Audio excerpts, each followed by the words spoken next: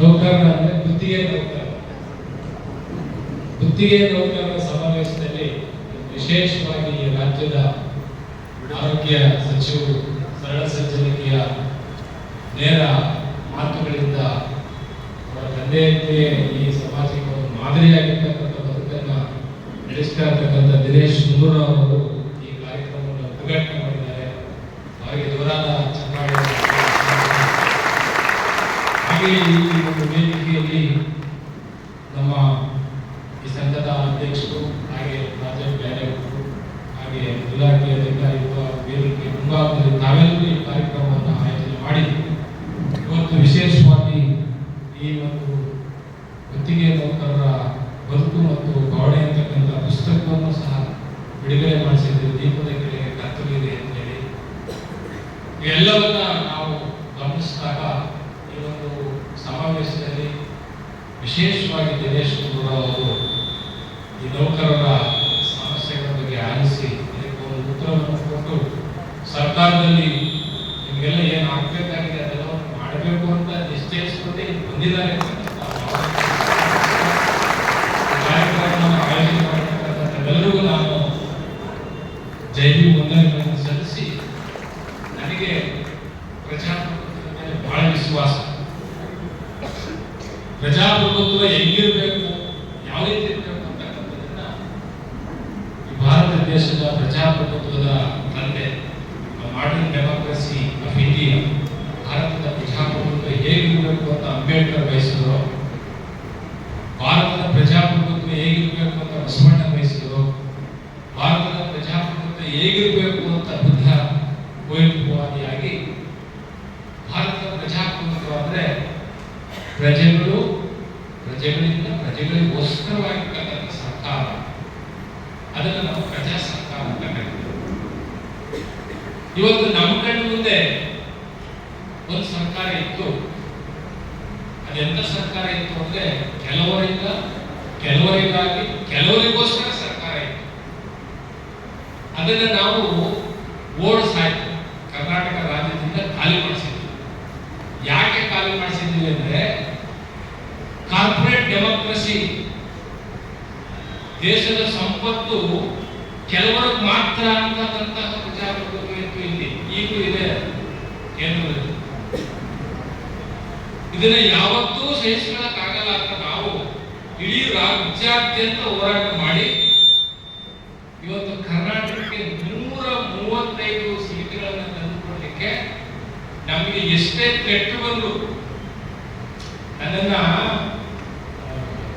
3 ತುಂಡ ಕತ್ತಸಾಕ್ತೀನಿ ಅಂದರೆ ದಿನೇಶ್ ಗುಂಡೂರಾವ್ ಸರ್ ಈಗಲೂ ಪೆಟ್ಟುಗಳು ನಮಗೆ ಅದೆಲ್ಲವನ್ನ ನಿಭಾಯಿಸಿ ನಾವು ಈ ಒಂದು ಕರ್ನಾಟಕದಲ್ಲಿ ಒಂದು ಸಾಮಾಜಿಕ ನ್ಯಾಯ ಕೊಡ್ತಕ್ಕಂಥ ಸರ್ಕಾರ ಬೇಕು ಅಂತ ಇವತ್ತು ದಿನೇಶ್ ಗುಂಡೂರಾವ್ ಕರ್ನಾಟಕ ಸರ್ಕಾರ ಸಿದ್ದರಾಮಯ್ಯ ಸರ್ಕಾರವನ್ನು ಅವ್ರ ಮಗನೇ ಬರ್ತಾ ಇದ್ದಾರೆ, ಎಲ್ಲೋ ಇದ್ದಾರೆ,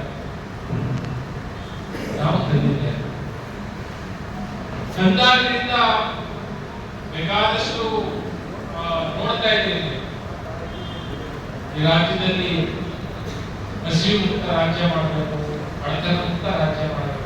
ದುಡ್ಡು ಕೇವಲ ಶ್ರೀಮಂತರ ಜೋಬಲ್ಲಿ ಇರಬಾರ್ದು, ನಾಯಕರ ಹೆಣ್ಮಗಳಲ್ಲೂ 2,000 ಇರಬೇಕು ಅಂತ ಹೇಳಿ ಈ ಹಣಕಾಸಿನ ಆರ್ಥಿಕ ಅಂತರ, ಬಡವರ ಮತ್ತು ಶ್ರೀಮಂತರ ನಡುವಿನ ಆರ್ಥಿಕ ಅಂತರವನ್ನ ಅರ್ಥ ಮಾಡಿಕೊಂಡು ಎಲ್ಲರಿಗೂ ಬಡವರ ಪರವಾಗಿ, ಶೋಷಿತರ ಪರವಾಗಿ, ನೊಂದವರ ಪರವಾಗಿ, ದುಃಖಿತರ ಪರವಾಗಿ, ದಮನಿತರ ಪರವಾಗಿ ಈ ಸರ್ಕಾರ ಇದೆ ಅಂತಕ್ಕಂಥ ಭಾವನೆ ನಮ್ಗೆ ಇರೋದ್ರಿಂದ ನಾನು ಈ ಎಲ್ಲ ಗುತ್ತಿಗೆ ನೌಕರರಿಗೆ ಒಂದು ಮಾಹಿತಿಯನ್ನು ಕೊಟ್ಟು, ಇಲ್ಲ ದಿನೇಶ್ ಗುಂಡೂರಾವ್ ಅವರು ಬಹಳ ಅತ್ಯಂತ ಪ್ರಾಮಾಣಿಕ ವ್ಯಕ್ತಿತ್ವ ಇರ್ತಕ್ಕಂಥ ಅವ್ರ ತಂದೆ ಬಹಳ ದೊಡ್ಡ ಕೆಲಸವನ್ನ ರಾಜ್ಯದಲ್ಲಿ ಮಾಡಿದ್ದಾರೆ. ನೀವೆಲ್ಲರೂ ಅಲ್ಲಿ ಹೋರಾಟ, ಹಾರಾಟ, ಚೀರಾಟ ಇವೆಲ್ಲ ಅವಶ್ಯಕತೆ ಇಲ್ಲ. ನಾವೆಲ್ಲರೂ ಸಂವಿಧಾನಾತ್ಮಕ ಪ್ರಜಾಪ್ರಭುತ್ವದ ಮೌಲ್ಯಗಳಲ್ಲಿ ಬರ್ತಿರ್ತಕ್ಕಂಥವ್ರು. ಅಂತಹ ಆರೋಗ್ಯ ಸಚಿವರು ಇರುವಾಗ ನಾವು ಅವರ ಎಲ್ಲ ವಿಚಾರಗಳನ್ನ ಮುಂದೆ ಇಟ್ಟು ನಮ್ಮ ಸಮಸ್ಯೆಗಳನ್ನ ಪರಿಹಾರ ಮಾಡ್ಕೊಳ್ಳೋಣ ಅಂತಕ್ಕಂಥ ವಿಷಯದಲ್ಲಿ ಇವತ್ತು ಈ ಸಮಾವೇಶವನ್ನು ಮಾಡ್ತಾ ಇದ್ದೀರಿ. ನನಗನ್ಸೋದು ನೊಂದ ನೋಯದವರ ಎತ್ತ ಬಲ್ಲವರು, ಬಂದೆ ಬಲ್ಲಳೆ ಎತ್ತ ಬೇನೆಯ ಅಂತ ಅಕ್ಕಮದೇವಿ ಹೇಳ್ತಾರೆ. ಬಂಜೆಗೆ ಎಷ್ಟು ದಿನ ಗೊತ್ತಾಗುತ್ತೆ. ಹಾಗೆ 24 ಗಂಟೆಯಲ್ಲಿ ಸಮಾಜಕ್ಕೋಸ್ಕರವಾಗಿ, ಸ್ವಚ್ಛ ಸಮಾಜಕ್ಕೋಸ್ಕರವಾಗಿ ನಿಮ್ಮ ಜೀವವನ್ನು ಲೆಕ್ಕಿಸದೆ, ನಿಮ್ಮ ಸಂಸಾರವನ್ನು, ನಿಮ್ಮ ಕುಟುಂಬವನ್ನು ಲೆಕ್ಕಿಸದೆ ಸೇವೆ ಮಾಡಬೇಕಂತ ನೀವೇ ಧನ್ಯರು ಅಂತಕ್ಕಂಥ ಭಾವನೆ. ಬಹಳ ಪ್ರಾಮಾಣಿಕವಾಗಿ ಹೇಳ್ತೇನೆ, ನಿಮ್ಮ ಸೇವೆ ಅತ್ಯಂತ ಅಮೂಲ್ಯವಾಗಿದೆ. ನಿಮ್ಮ ಸೇವೆಯನ್ನ ಸರ್ಕಾರ, ಕರ್ನಾಟಕ ಸರ್ಕಾರ ಏನಾಗಿದೆ ಅಂದ್ರೆ, ನೀವು ರಾಜ್ಯ ಸರ್ಕಾರ ನೌಕರರು ಇಲ್ಲ ಕೇಂದ್ರ ಸರ್ಕಾರ ನೌಕರರು. ಕೇಂದ್ರ ಸರ್ಕಾರನೂ ಇಲ್ಲ, ರಾಜ್ಯ ಸರ್ಕಾರನೂ ಇಲ್ಲ. ನಿಮ್ಮನ್ನ ಅತಂತ್ರ ಸ್ಥಿತಿ ಮಾಡಿ ನಿಲ್ಲಿಸುತ್ತಿದೆ. ನೀವು ಹೇಳಿಗಳಿಗೆ ನಿಮಗೆ ನಾವು ರಾಜ್ಯ ಸರ್ಕಾರಿ ನೌಕರರು ಅಂತ ಹೇಳೋದು ಆಯ್ತಮ್ಮ, ಇದು ಸೆಂಟ್ರಲ್ ಗವರ್ಮೆಂಟ್ ಸ್ಕೀಮ್, ಆಯ್ತು ನಾವು ಕೇಂದ್ರ ಸರ್ಕಾರವರು ಅಂತ ಹೇಳ್ಕೊಳ್ಳಿಕ್ಕೆ ನಿಮಗೆ ಪರಿಸ್ಥಿತಿ ಇಲ್ಲ. ಈ ಪರಿಸ್ಥಿತಿಯಲ್ಲಿ ಈ ಒಂದು ಅಡ್ಡಕತ್ತೆಯಲ್ಲಿ ಸಿಕ್ಕಾಕೊಂಡು ಮಲಗಿ 36 ಜನ ಪಾಪ ಮಕ್ಕಳೆಲ್ಲ ಬೆಳೆಸ್ಕೊಳ್ತಾ ಇದ್ದೆ. 25 ವರ್ಷ, 30 ವರ್ಷ, 35 ವರ್ಷದವ್ರು ಸತ್ತೋಗಿದ್ದಾರೆ. ಅವ್ರಿಗೋಸ್ಕರ ಏನು ಸತ್ತಿಲ್ಲ, ಅವ್ರಿಗೋಸ್ಕರ ಸತ್ತಿಲ್ಲ. ಅವರು ಇಲ್ಲಿ ಕುಳಿತಿರ್ತಕ್ಕಂಥ 60-70% ಜನರಿಗೆ ನಾನು ನಿಮ್ಮ ಮುಖಗಳು ಅಬ್ಸರ್ವ್ ಮಾಡ್ತಾ ಇದ್ದೀನಿ. ನೀವ್ಯಾರು ಸಂತೋಷವಾಗಿಲ್ಲ, ನೀವ್ಯಾರು ಸಂತೋಷವಾಗಿಲ್ಲ. 40-50% ಈಗಾಗಲೇ ನಿಮಗೆ ಟಿಬಿ ಅಟ್ಯಾಕ್ ಆಗ್ತಕ್ಕಂಥ ಸ್ಥಿತಿಗೆ ಬಂದಿರತಕ್ಕಂಥದ್ದು ನೋಡ್ತಾ ಇದೆ. ಇದನ್ನ ರಾಜ್ಯ ಸರ್ಕಾರ ಮತ್ತು ನಮ್ಮ ಆರೋಗ್ಯ ಸಚಿವರು ಗಂಭೀರವಾಗಿ ಪರಿಗಣಿಸಬೇಕು. ಯಾಕೆಂದ್ರೆ ರಾಜಕಾರಣಿ ನಮಗೆ ಎರಡಿರಬೇಕು. ನಾನು ಯಾವಾಗಲೂ ಹೇಳ್ತಾ ಇದ್ದೇನೆ, ಒಬ್ಬ ರಾಜಕಾರಣಿಗೆ ಒಂದು ಕಾಮನ್ ಸೆನ್ಸ್, ಇನ್ನೊಂದು ಹ್ಯೂಮನ್ ಸೆನ್ಸ್. ಕಾಮನ್ ಸೆನ್ಸ್ ಮತ್ತು ಹ್ಯೂಮನ್ ಸೆನ್ಸ್ ಇವೆರಡು ಇದ್ರೆ ಬದ್ಧತೆಯ ರಾಜಕಾರಣ. ಅವೆಲ್ಲೂ ನಮ್ಮ ದಿನೇಶ್ ಗುಂಡೂರಾವ್ ಅವರಲ್ಲಿ ಇದೆ. ಅವರಷ್ಟು ಪ್ರಾಮಾಣಿಕವಾಗಿ ಹಾಕೊಳ್ಳೋದಿಲ್ಲ, ಏನಾಗುತ್ತೋ ಅದನ್ನು ಹೇಳ್ತಾರೆ. ಆ ನಿಟ್ಟಿನಲ್ಲಿ ಅವರು ಅವರ ಕಾರ್ಯಕ್ಷಮತೆಯನ್ನು ಗಮನಿಸಿದ್ದಾರೆ. ಇಡೀ ಈ ಒಂದು ಏಡ್ಸ್ ಪ್ರಿವೆಂಟೇಷನ್ ಏನು ನೀವು ಕೆಲಸ ಮಾಡ್ತಾ ಇದ್ದೀರಿ, ನಿಮ್ಮ ಜೀವ ಒತ್ತೆ ಕೆಲಸ ಮಾಡ್ತಾ ಇದ್ದೀರಿ, ನಿಮ್ಮನ್ನ ಖಂಡಿತವಾಗಲೂ ಅವರು ಕ್ಯಾಬಿನೆಟ್ಗೆ ವಿಷಯವನ್ನು ತಂದು ಮುಖ್ಯಮಂತ್ರಿಗಳಿಗೂ ನಾನು ಮಾತಾಡಿದ್ದೆ. 3 ಸಾರಿ ಮುಖ್ಯಮಂತ್ರಿ ಜೊತೆ ಚರ್ಚೆ ಮಾಡಿದ ವಿಷಯ. ಕ್ಯಾಬಿನೆಟ್ನಲ್ಲಿ ಈ ಏಡ್ಸ್ ಪ್ರಿವೆಂಟೇಷನ್ ಕೋರ್ಸ್ನ ಗುತ್ತಿಗೆ ನೌಕರರನ್ನ ಸರ್ಕಾರಿ ನೌಕರರು ಅಂತ ಕ್ಯಾಬಿನೆಟ್ ಡಿಸಿಷನ್ ಮಾಡೋದೇ ದೊಡ್ಡದೇನಲ್ಲ. ದಯಮಾಡಿ ಕ್ಯಾಬಿನೆಟ್ ಸರ್ಕಾರಿ ನೌಕರರು ಅಂತ ಪರಿಗಣಿಸಿ. ನಂತರ ಸತ್ತಂತವ್ರಿಗೆ ಕುವೆಂಪು ಅವರು ಬಹಳ ಚೆನ್ನಾಗಿ ಹೇಳ್ತಾರೆ, ಸತ್ತಂತವರನ್ನು ಬಿಡಿದೆಚ್ಚರಿಸು, ಸತ್ತಂತವರನ್ನು ಬಿಡಿದೆಚ್ಚರಿಸು, ಕಚ್ಚಾಡುವವರನ್ನು ಕೂಡಿಸಿ ಒಲಿಸುವಂತ. ಈಗ ಸತ್ತೋಗಿರ್ತಕ್ಕಂಥವ್ರನ್ನ ದೊಡ್ಡ ಎಚ್ಚರ ಮಾಡಕ್ ಆಗೋದಿಲ್ಲ, ಯಾಕೆಂದ್ರೆ ಅವರು ಸತ್ತೋಗಿದ್ದಾರೆ 36. ಈಗ ಸಾಯ್ತಾ ಇರ್ತಕ್ಕಂಥವ್ರು ಈಗ ಏನಿದ್ರಿ, ನಿಮ್ಮನ್ನು ಬಿಡದೆ ಎಚ್ಚರಿಸ್ತಕ್ಕಂಥ ಕೆಲಸವನ್ನ ದಿನೇಶ್ ಗುಂಡೂರಾವ್ ಬಿಡಿದೆಚ್ಚರಿಸು. ಸತ್ತೋಗ್ತಕ್ಕಂಥ ಸ್ಥಿತಿ ಬಂದಿದೆ.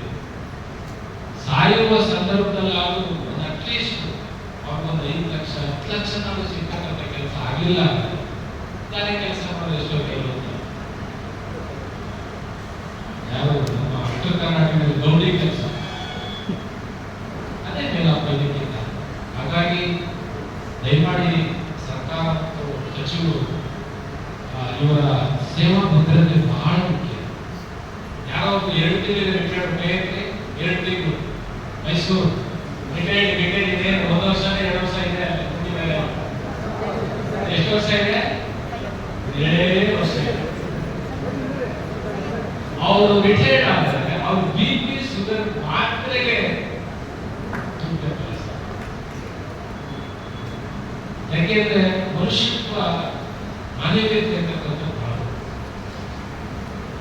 ಹಾಗಾಗಿ ಈ ಸಮಾವೇಶ ನಿಮ್ಮೆಲ್ಲರ ಬದುಕು, ನಿಮ್ಮೆಲ್ಲರ ಜೀವನ ಸಮಾವೇಶ. ಎಷ್ಟೋ ಜನ ರಿಟೈರ್ಡ್ ಹಂಚಿ ಬಂದಿದ್ದಾರೆ. ದಯಮಾಡಿ ಸರ್ಕಾರ ಮತ್ತು ಸಚಿವರು ಹೇಳ್ತಾರೆ FD ಹೋಗ್ಬೇಕು.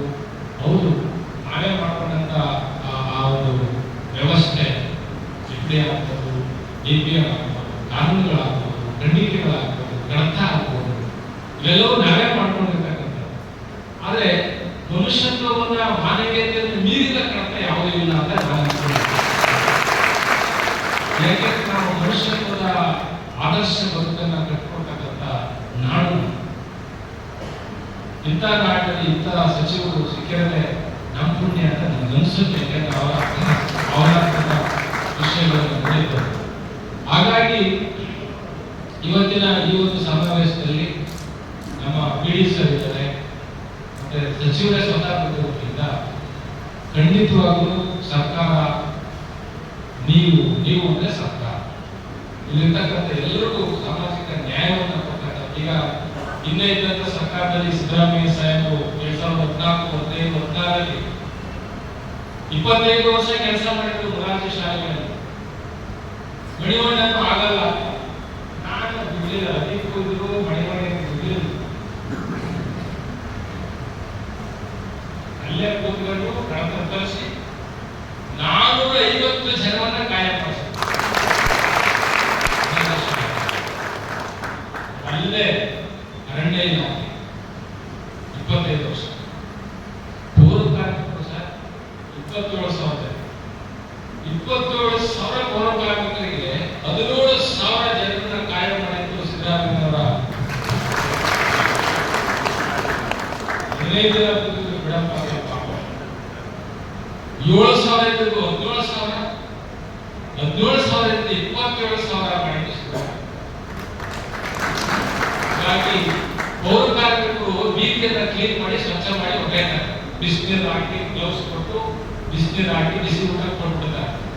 ಆದರೆ HIV ಪೀಡಿತರ ಜೊತೆಯಲ್ಲಿ ಮಧ್ಯರಾತ್ರಿ 8 ಗಂಟೆ 10 ಗಂಟೆ ಡೆಲಿವರಿ ಆದ ತಕ್ಷಣ ಹೋಗಿ ಅವರನ್ನ ಕೌನ್ಸಿಲಿಂಗ್ ಮಾಡೋದಿದೆಯಲ್ಲ, ಅದು ಬಹಳ ದೊಡ್ಡ ತಾಯಿತನದ ಕೆಲಸ. ಅಂತಹ ತಾಯಿತನದ ಕೆಲಸವನ್ನು ನಿಭಾಯಿಸತಕ್ಕಂಥ ಈ ನೌಕರ ವರ್ಗದವರನ್ನ ಯಾವುದೇ ಕಾರಣಕ್ಕೂ ತಾತ್ಸಾರ ಮಾಡೋದು ಬೇಡ ಅಂತಕ್ಕಂಥ ಮಾತುಗಳಿಗೆ ಸಾಧ್ಯತೆ ಬೇಡ. ಬಸವಣ್ಣನವರು ಮತ್ತು ಶರಣರು ಮತ್ತು ಸಂತರು ಈ ನಾಡಿನಲ್ಲಿ ಬಡವರ ಪರವಾಗಿಯೇ ತಮ್ಮ ಕಿರೀಟವನ್ನು ಎತ್ತಿದ್ರು. ಅಂಬೇಡ್ಕರು ಸಹ ಹೆಣ್ಮಕ್ಳಿಗೆ right to property, right to education ಹೆಣ್ಮಕ್ಳಿಗೆ ಇಲ್ಲ ಅನ್ನೋದಾದ್ರೆ ಈ ಮಂತ್ರಿ ಪದವಿಯಲ್ಲೇ ಇರೋದಿಲ್ಲ ಅಂತ 10 ನಿಮಿಷಕ್ಕೆ ರಾಜೀನಾಮೆ ಬಿಸಾಕ್ಬೇಕು ಡಾಕ್ಟರ್ ಬಾಬಾ ಸಾಹೇಬ್ ಅಂಬೇಡ್ಕರ್. ಮಹಿಳೆಯರಿಗೆ ನೀವು ಆಸ್ತಿ ಕೊಡಲ್ಲ, ಮಹಿಳೆಯರಿಗೆ ನೀವು ವಿದ್ಯೆ ಕೊಡಲ್ಲ, ಈ ಸಂಪುಟದಲ್ಲಿ ನಾನೇ ಕೊಡಬೇಕು ಅಂತ ಅಂಬೇಡ್ಕರ್. ಹಾಗಾಗಿ ಅವರೆಲ್ಲರೂ ಇಡೀ ವಿಶ್ವದ ನಾಯಕ ಯಾಕಾಗಬೇಕು ಅಂದ್ರೆ ಮನುಷ್ಯತ್ವದ ಸಮಾನತೆ ಪರವಾಗಿದ್ದಾರೆ. ಆ ನಿಟ್ಟಿನಲ್ಲಿ ಈ ಒಂದು ಕಾರ್ಯಕ್ರಮದಲ್ಲಿ ನಾವೆಲ್ಲರೂ ಭಾಗಿಯಾಗಿದ್ರೆ ಯಾರು ನೆಗೆಟಿವ್ ಆಕ್ಷನ್ ಬೇಡ, ಪಾಸಿಟಿವ್ ಆಕ್ಷನ್ ಅಲ್ಲೇ ಇದ್ದು ನಮ್ಮ ರಿಸಲ್ಟ್ ಪಾಸಿಟಿವ್ ಆಗಿ ನಮ್ಮ ಬದುಕು ಪಾಸಿಟಿವ್ ಆಗಿ ಆ ನಿಟ್ಟಿನಲ್ಲಿ ನಮ್ಮ ಸರ್ಕಾರದ ಸಚಿವರು ಈಗಾಗಲೇ ಚರ್ಚೆ ಮಾಡಿದ್ದಾರೆ, ಈಗಾಗಲೇ ಡಿಸ್ಕಸ್ ಆಗಿದೆ. ಈ ವಿಷಯವನ್ನು ಈಗಾಗಲೇ ಅವರು ಏನೇನು ಮಾಡಬಹುದು, ಯಾವ ರೀತಿ ಮಾಡಬಹುದು ಅಂತಕ್ಕಂಥದ್ದನ್ನು ನಮ್ಮ ಪಕ್ಕದಲ್ಲೇ ತೀರ್ಮಾನ ಮಾಡ್ತಾ ಇದ್ದಾರೆ, ಚರ್ಚೆ ಮಾಡ್ತಾ ಇದ್ರು. ಆ ತರದ ನಿರ್ಧಾರವನ್ನು ಅವರು ತುಂಬಾ ಸ್ಪಷ್ಟವಾಗಿ ತಗೊಳ್ತಕ್ಕಂಥದ್ದು. ನೀವು ಯಾರೂ ಸಹ ನೀವು ಬಂದಿರ್ತಕ್ಕಂಥ ಬೀದರ್ನಿಂದ ಚಾಮರಾಜನಗರವರೆಗೂ ಏನು ಸೇವೆ ಮಾಡ್ತಕ್ಕಂಥವ್ರು ಬಂದಿದ್ರಿ, ನಿಮ್ಮೆಲ್ಲರ ಬದುಕಿನ ಭದ್ರತೆಯ ಜವಾಬ್ದಾರಿ ದಿನೇಶ್ ಗುಂಡೂರಾವ್ ಇದೆ. ಸರ್ಕಾರದ ಮುಖ್ಯಮಂತ್ರಿಗಳು ಅವರಿಗೆ ಸ್ಪಂದಿಸ್ತಾರೆ. ಅವ್ರು ಹೇಳೋದನ್ನೇ ಇಲ್ಲ ಅಂತ ಹೇಳಿದ್ರೆ ಸಿದ್ದರಾಮಯ್ಯನವರು ಆ ತರದ ಸಚಿವ ಸಂಪುಟ ಇದೆ. ನಾವೆಲ್ಲರೂ ಸಾಮಾಜಿಕ ಬದ್ಧತೆ ಇರೋದ್ರಿಂದ ಆರ್ಥಿಕವಾಗಿ ಕಠಿಣ ಪರಿಸ್ಥಿತಿ ಇದೆ ಸರ್ಕಾರಕ್ಕೆ ಗೊತ್ತು. ಆರ್ಥಿಕವಾಗಿ ಯಾಕೆ ಕಠಿಣ ಪರಿಸ್ಥಿತಿ ಇದೆ ಅಂತಕ್ಕಂಥದ್ದು ನಮಗೆಲ್ಲ ಅರ್ಥ ಆಗಿದೆ. ಏನು ಮಾಡಕ್ ಆಗೋದಿಲ್ಲ. ನಾವು ಬಡವರ ಪರವಾಗಿದ್ದಾಗ, ಬಡವರ ಪರವಾದ ಕಾನೂನುಗಳನ್ನ ತಂದಾಗ ನಾವು ಅದನ್ನ ಸ್ವೀಕರಿಸ್ತೇವೆ. ಯಾರು ಹೇಳ್ತಾರೆ ಕಿಟ್ಟಿ ಭಾಗ್ಯ ಅನ್ನ ಭಾಗ್ಯ ಸಿನಿಮಾ ಬಂದಿದೆ. ಅನ್ನ ಅಂತ ಮೊನ್ನೆ ಸಿದ್ದರಾಮಯ್ಯವರು ನಾವು ಮಾದೇವಪ್ಪನವರು ನೋಡಿದ್ವಿ. ಅನ್ನ ಅನ್ನೋ ಪಿಕ್ಚರ್ ಇದೆ. ಆ ಅನ್ನ ಅನ್ನೋ ಫಿಲಮ್ ನೋಡಿ ಅನ್ನ ಭಾಗ್ಯ ಯಾಕೆ ಬಂದಿದೆ ಅಂತ ಗೊತ್ತಾಗ. 2,000 ರೂಪಾಯಿ ಯಾಕೆ ತಂದಿದ್ದಾರೆ? ಅವೆಲ್ಲವೂ ಬಡವರ, ನೊಂದವರ, ದುಃಖಿತರ, ಧಮನಿತರ ಪರವಾಗಿರ್ತಕ್ಕಂತಹ ಯೋಜನೆಗಳು. ಬಸ್ಸು ಹೆಣ್ಣು ಮಕ್ಕಳಿಗೆ ಹೆಂಗಸರುಗಳಿಗೆ ಆ ಬಸ್ಸಿನ ಎಲ್ಲರಿಗೂ ಉಚಿತ ಯಾಕೆ ಮಾಡೋದು ಅಂತ ನಾವು ಅರ್ಥ ಮಾಡ್ಕೋಬೇಕು. ಎಂತೆಂಥ ಸಂದರ್ಭದಲ್ಲಿ ಹೆಣ್ಮಕ್ಳನ್ನ ಬಸ್ಗೆ ಚಾರ್ಜ್ ಅಂದ್ರೆ ಬಸ್ಗೆ ದುಡ್ಡಿದ್ರೆ ಬಹಳಷ್ಟು ಕಷ್ಟ ಅನುಭವಿಸಿದ್ದಾರೆ. ಇವೆಲ್ಲವೂ ಸಾಮಾಜಿಕ ನ್ಯಾಯಯುತವಾಗಿರ್ತಕ್ಕಂಥದ್ದು. ಅದಕ್ಕೆ ಕೆಲವು ಬಿಟ್ಟಿ ಭಾಗ್ಯಗಳೆಲ್ಲ ಇವು ಬದುಕಿನ ಗಟ್ಟಿ ಭಾಗ್ಯ ಹಸಿದವರು ಬದುಕು ಅನ್ನದ ಬೆಲೆ. ಹಾಗಾಗಿ ನೊಂದಂತ ನೌಕರರ ಕಡಿದೋಸ್ತಕ್ಕಂಥ ಕೆಲಸ ಆಗಬೇಕು ಅಂತ ನಾವು ಮಠದ ಸ್ವಾಮಿಗಳು ಮಂತ್ರಿ ಹೇಳಬೇಕು ಸ್ವಾಮಿಗಳಲ್ಲ. ಕರ್ನಾಟಕ ಸರ್ಕಾರದ ಮುಖ್ಯಮಂತ್ರಿಗಳನ್ನ ಬೀದಿಗೆ ನಿಲ್ಲಿಸಿದವರು ನಾವು. ಈ ರಾಜ್ಯದ ಮುಖ್ಯಮಂತ್ರಿಯನ್ನ ನಡು ಬೀದಿಯಲ್ಲಿ ನಿಲ್ಲಿಸಿದವರು ನಾವು. ಬಸವರಾಜ ಬೊಮ್ಮಾಯಿ ಅವರನ್ನ ಫ್ರೀಡಂ ಪಾರ್ಕ್ ನಡು ರಸ್ತೆ ಅಂತ ನಿಲ್ಲಿಸಿದ್ವಿ. ಎಷ್ಟು ಲಕ್ಷ? 2 ಲಕ್ಷ ಜನರನ್ನು ಸೇರಿಸಿದ್ವಿ ಬೆಂಗಳೂರಿನಲ್ಲಿ. ಪೊಲೀಸ್ ಇಲಾಖೆ ಡಿಜಿ ಕಂಟ್ರೋಲ್ ಮಾಡಕ್ ಆಗಲ್ಲ ಅಂದ್ರು ಬೆಂಗಳೂರು. ಅಯ್ಯೋ ಮಂತ್ರಿ ಹೇಳ್ಕೊಂಡು ಆತ್ಮಪೂಜೆ ಮಾಡಿಸ್ಕೊಳ್ಳೋ ಸ್ವಾಮಿಗಳು ಅಲ್ಲವೇ ಅಲ್ಲ. ಕೆಲವರಿಗೆ ನಿರ್ಣಯ ಆದ ಸಂದರ್ಭದಲ್ಲಿ ಮುಖ್ಯಮಂತ್ರಿ ಕಚೇರಿ ಏನಿದೆ ಈಗ ಆ ಗೇಟನ್ನೇ ಹೊತ್ತು ಆಚೆ ತೊಳೆದವ್ರು ನಾವು. ಪಿಟಿಷನ್ ಮಾಡಿಲ್ಲ ಅಂತ ಬೊಮ್ಮಾಯಿ ಸರ್ಕಾರದಲ್ಲಿ ಗೇಟನ್ನೇ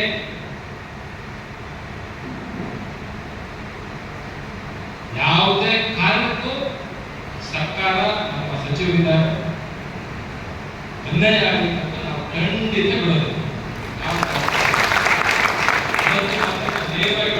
ಎಷ್ಟು ಜನ IAS KS ಆಫೀಸರ್ಗಳನ್ನ ನಾವು ಮನೆ ಕಳಿಸಿದ್ವಿ.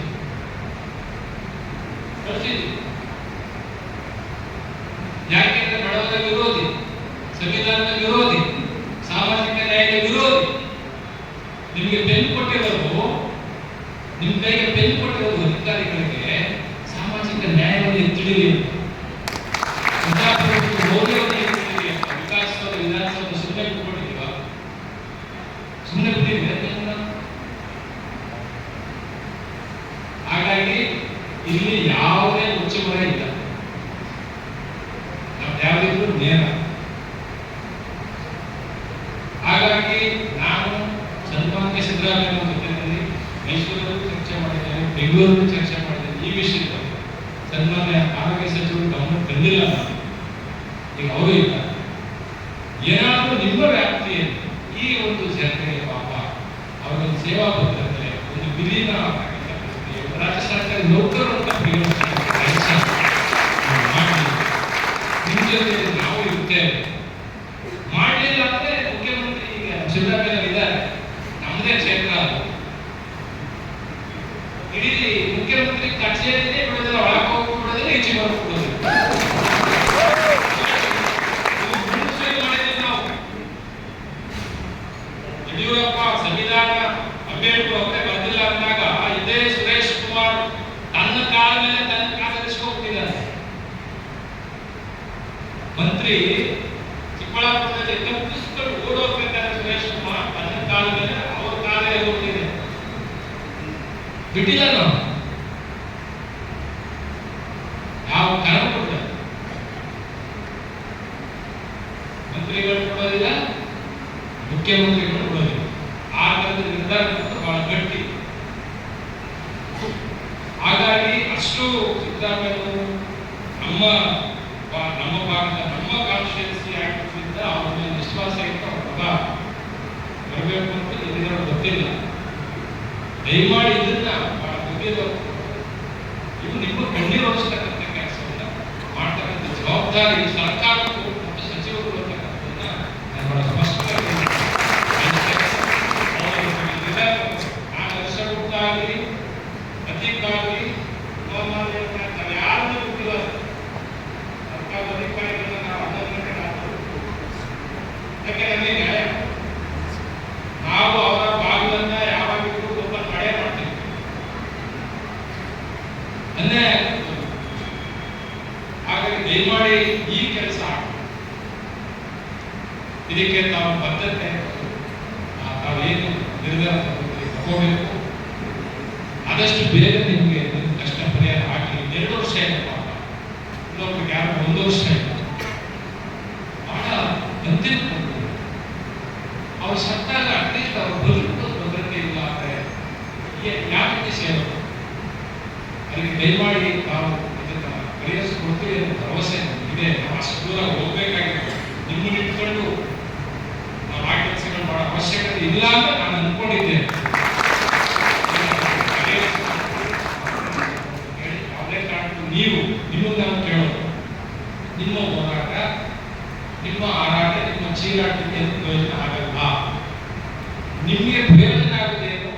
ನೀವು ಸಂವಿಧಾನಬದ್ಧವಾಗಿರ್ತಕ್ಕಂತಹ ಮೌಲ್ಯಗಳನ್ನು ಅಳವಡಿಸಿಕೊಂಡು ಸೇವೆ ಮಾಡತಕ್ಕಂತಹ ಸೇವಾ ಸಮಾಜ ಸೇವೆ ಮಾಡತಕ್ಕಂತಹ ವೃತ್ತಿಯನ್ನು ನೀವು ಅನುಸರಿಸುವುದರಿಂದ ನಿಮಗೆ ಯಾವಾಗ ನೋವಾಗುತ್ತೆ, ಯಾವಾಗ ತೊಂದರೆ ಆಗುತ್ತೆ, ಆ ಸಂದರ್ಭಕ್ಕೆ ನೇರ ಸಚಿವರನ್ನ ನೀವು ಭೇಟಿ ಮಾಡಿ. ಅದು ಬೀದಿಯಲ್ಲಿ ಬಗೆಹರಿತಕ್ಕಂಥ ಸಮಸ್ಯೆ ಅಲ್ಲ. ಇವು ಬೀದಿಯಲ್ಲಿ ಬಗೆಹರಿತಕ್ಕಂಥ ಸಮಸ್ಯೆ ಅಲ್ಲ. ಯಾಕೆಂದ್ರೆ ಇದು ಸೆಂಟ್ರಲ್ ಗವರ್ಮೆಂಟ್ ಇಲ್ಲಿ ಅಡಲ್ಟ್ ಎಜುಕೇಶನ್ ಅಂತ ಇತ್ತು, ವಯಸ್ಕರ ಶಿಕ್ಷಣ ಪದ್ಧತಿ. ಅದು ಸ್ಟೇಟ್ ಮತ್ತು ಸೆಂಟ್ರಲ್ ಎರಡೂ ಇತ್ತು ಅಲ್ಲಿ. ಅವ್ರು ಅದನ್ನೇನ್ ಮಾಡಿದ್ರು, ಅಡಲ್ಟ್ ಎಜುಕೇಶನ್ ಮುಂಚೆ ಸ್ಕಿಲ್ ಮಾಡಿದ್ರು. ಸ್ಕಿಲ್ ಮಾಡಿದ್ರೆ ಅದರಿಂದ ಎಲ್ಲ ಎಂಪ್ಲಾಯ್ಸ್ ಅವರು ಸರ್ಕಾರಕ್ಕೆ ವಿಲೀನ ಮಾಡ್ಕೊಂಡು ಸರ್ಕಾರಿ ನೌಕರರನ್ನ ಬಿಗಡಿಸೋದು. ಯಾವುದನ್ನ ಅಡಲ್ಟ್ ಎಜುಕೇಶನ್ ಸಾಕಷ್ಟು ಕಡತಗಳನ್ನು ನೋಡಿಲ್ಲ. ಹಾಗಾಗಿ ನಿಮಗೂ ಏನಿಗೆ ನೆಚ್ಚಿಸ್ತಾವ ಇಲ್ಲ. ಇದರೆಷ್ಟು 1800 ಅದರಲ್ಲಿ ಕುಪಾಕ ಕೊಟ್ಟರೆ ವೇಟೇಜ್ ಕೊಟ್ಟರೆ ನಿಮಗೆ ಮ್ಯಾಕ್ಸಿಮಮ್ 450 ಬಂದ್ಬಿಟ್ಟಿದೆ. 20 ವರ್ಷ ಕನ್ಸಿಡರ್ ಮಾಡಿ. ನಿಮ್ಮ ಸೇವಾ ಭದ್ರತೆಯಲ್ಲಿ 20 ವರ್ಷಕ್ಕೆ ನಿಲ್ಲಿಸಿದ್ರೆ 20 ವರ್ಷದ ರೆಕಾರ್ಡ್ ಎಷ್ಟು ಬರ್ಬೋದು? 15 ವರ್ಷದಂತೆ ಎಷ್ಟು ಬರ್ಬೋದು? ಹಾಗಾಗಿ ಸರ್ಕಾರಕ್ಕೆ ಹಂತದಲ್ಲಿ ಮಾಡಲಿಕ್ಕೆ ತುಂಬಾ ಸುಲಭ ಇದೆ. ಒಂದೇ ಸರಿ ಮಾಡಿ ಅಂತ ಆಗಲ್ಲ. ಅವರು ಸೇವಾ ಮುಖಾಂತರ ಭದ್ರತೆ ಮಾಡೋದು ಸರಿ, ಇಲ್ಲ ರಾಜ್ಯ ಸರ್ಕಾರಿ ನೌಕರರಂತ ವಿಲೀನ ಮಾಡೋದು ಸರಿ. ಸೇವಾ ಹೇಳಿ ನಮ್ಮ ಆರೋಗ್ಯ ಸಚಿವರು ಈ ಕಾರ್ಯಕ್ರಮಕ್ಕೆ ಎಷ್ಟೇ ಒತ್ತಡ ಇಟ್ಟು ಮೈಸೂರಲ್ಲಿ ಮಾಡಬೇಕು ಅಂತಿದ್ವಿ ಸರ್. ಆ ಎಲ್ಲ ವ್ಯವಸ್ಥೆ ಚೆನ್ನಾಗಿ ಮೈಸೂರಲ್ಲಿ ರೆಡಿ ಇತ್ತು. ಸಿದ್ದರಾಮಯ್ಯವರು, ಮಲೆಯಪ್ಪನವರು ಎಲ್ಲರೂ ಇಲ್ಲ ಮೈಸೂರಲ್ಲಿ ಮಾಡಿ ಅಂತ ಹೇಳಿ ಎಲ್ಲ ಕನಕ ಭವನವನ್ನು ಸಹ ನಾವು ಸಿದ್ಧಾರ್ಥ ಕನಕ ಭವನವನ್ನ ರೆಡಿ ಮಾಡಿದ್ವಿ. ನಮ್ಮ ಡೇಟು ಪಾಪ ನೀವು ಸಿಗೋದಿಲ್ಲ ಅನ್ನೋ ಕಾರಣಕ್ಕೆ 22ಕ್ಕೆ ಮಾಡಿದ್ರಿಂದ ಇದು ಬೆಂಗಳೂರಿಗೆ ತುರ್ತಾಗಿ ಈ ಕಾರ್ಯಕ್ರಮ ನಾವು ಆಯೋಜನೆ ಮಾಡಬೇಕಾಯಿತು. ಎಲ್ಲೇ ಕಾರ್ಯಕ್ರಮ ಮಾಡಿದ್ರು ನಿಮ್ಮ ಸಮಸ್ಯೆ ಮುಂದೆ ಆ ಸಮಸ್ಯೆ ಎಲ್ಲಾದ್ರೂ ಉತ್ತರಿಸುತ್ತೆ ಅಂತಕ್ಕಂಥದ್ದು ನಮ್ಮ ಭಾವನೆ. ಯಾರು ಸಹ ಮುಂದೆಗೆಡಬೇಡಿ, ಸೇವೆ ಮಾಡಿ, ಸರ್ಕಾರ ಜೊತೆ ಇದ್ದೀರಿ, ಸಚಿವರ ಜೊತೆ ಇದ್ದೀರಿ. ಬೀದಿ ಹೋರಾಟಗಳು ಬೇಡ, ಬೀದಿಯ ವಿಷಯ ಅಲ್ಲ ಇದು, ಸರ್ಕಾರಿ ವಿಷಯ ಇರುತ್ತೆ. ನೀವೆಲ್ಲರೂ ಒಂದಷ್ಟು ಸೇವೆ ಮಾಡಿದವರಿಗೆ ದೊಡ್ಡ ಪದವಿ ಇದ್ದೇ ಇರುತ್ತೆ. ಮದರ್ ಟೆರೆಸಾ ಯಾಕೆ ನೆನೆಸ್ಕೊಳ್ತೀವಿ? ಮದರ್ ಟೆರೆಸಾ ಯಾಕೆ ನೆನೆಸ್ಕೊಳ್ತೀವಿ ಅಂದ್ರೆ ಪ್ರಶಸ್ತಿ ಪ್ರದಾನ ಸಾರ್ವಜನಿಕೇತರ ಕಲ್ಕತ್ತಲ್ಲಿ ಪ್ರಶಸ್ತಿ ಕೊಡ್ತೀವಿ ಬನ್ನಿ ಅಂದಾಗ ಮದರ್ ಟೆರೆಸಾ ನನಗೆ ಪ್ರಶಸ್ತಿ ಕೊಡ್ತೀವಿ ಅಂತ ನೀವು ಬಂದಿದ್ದೀರಲ್ಲ, ಅಲ್ಲಿ ನಮ್ಮ ಹೆಣ್ಮಗಳು ಕುಷ್ಠ ರೋಗಿಗೆ ಸೇವೆ ಮಾಡ್ತಾ ಇದ್ದಾರೆ. ನಿಮ್ಗೆ ನನಗೆ ಪ್ರಶಸ್ತಿ ಕೊಡಬೇಕು ಅಂತ ನಿಮ್ಗೆ ಇಷ್ಟ ಇದ್ರೆ ಆ ಹೆಣ್ಮಗಳು ಕೊಡಿ ಅಂತ ಮದರ್ ಟೆರೆಸಾ ಅವರು ಕುಷ್ಠ ರೋಗ ಸರ್ವಿಸ್ ಇದೆ, ಸೇವೆ ಇದೆ, ಅಂತ ಸೇವೆ ಮಾಡಿದ್ದೀರಿ. ಒಳ್ಳೆಯದಾಗುತ್ತೆ, ಶುಭವಾಗುತ್ತೆ. ನಮ್ಮ ಆರೋಗ್ಯ ಸಚಿವರಿಗೆ ಶುಭ ಸುದ್ದಿಗಳನ್ನು ಹೇಳ್ತಾರೆ.